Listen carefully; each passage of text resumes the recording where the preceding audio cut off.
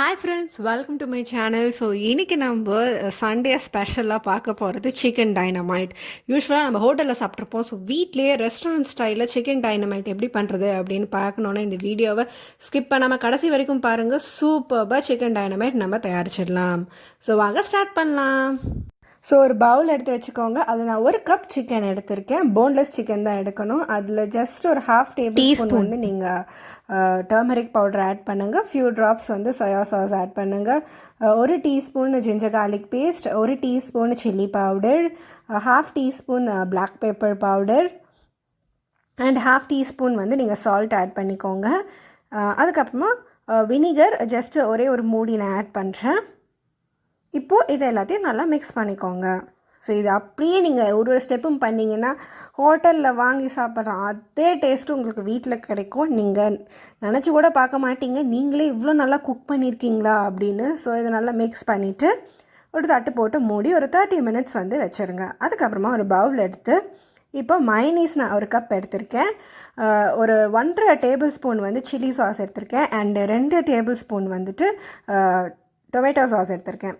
So first நான் மைனீஸை வந்து அந்த ஒரு பவுலுக்கு ட்ரான்ஸ்ஃபர் பண்ணுறேன்.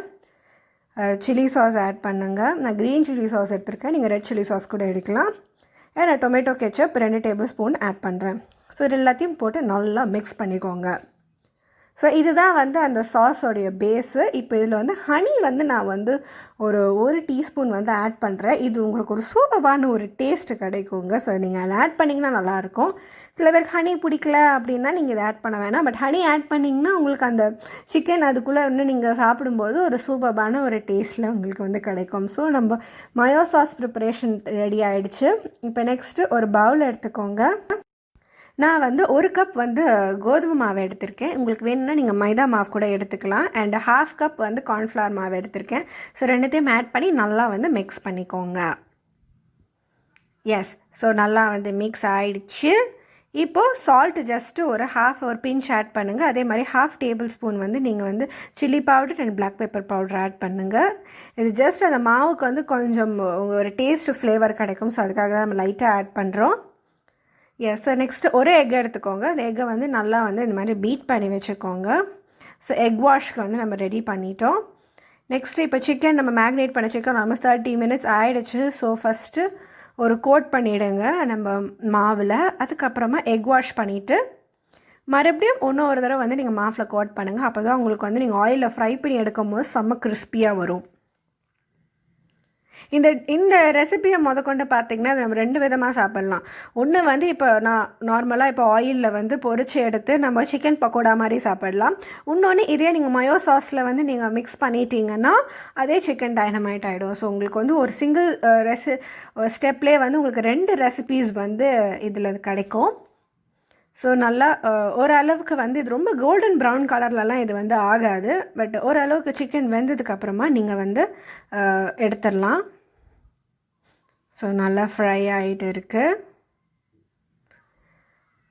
இது சமைக்கும் போதே எனக்கு எப்படா சாப்பிடுவோம் அப்படின்னு தோணுது. ஸோ பார்க்குறதுக்கே அவ்வளோ சூப்பராக இருக்குது. எஸ், ஸோ ஆல்மோஸ்ட் வந்து கொஞ்சம் கலர் வந்து சேஞ்ச் ஆகிடுச்சு. ஸோ பார்த்திங்கன்னா ஒன்று ஆல்ரெடி நல்லா வெந்துருச்சு. ஸோ எஸ், இந்த மாதிரி ஓரளவு கலர் வந்தோடனே நம்ம எடுத்துடலாம். எஸ், ஸோ நல்லா வந்து குக் ஆகிடுச்சு. பார்த்திங்களா, இதுவும் வந்து ஓரளவு கலர் சேஞ்ச் ஆகிடுச்சு. யூஸ்வலி இந்த மாதிரி டைமில் இந்த மாதிரி ஒரு ரெசிபி கிடைக்கிறதே வந்து சூப்பர்பான ஒரு விஷயம். ஸோ இன்றைக்கி மறக்காமல் இதை ட்ரை பண்ணி பாருங்கள். எஸ், ஸோ நம்ம இப்போ வந்து எடுத்துடலாம். எடுத்துகிட்டு ஒரு டிஷ்யூ பேப்பரில் போட்டுடுங்க. ஸோ அப்போ தான் வந்து எக்ஸஸ் ஆயிலெலாம் வந்துட்டு இது மாதிரி ஸ்ட்ரெயின் ஆகிடும்.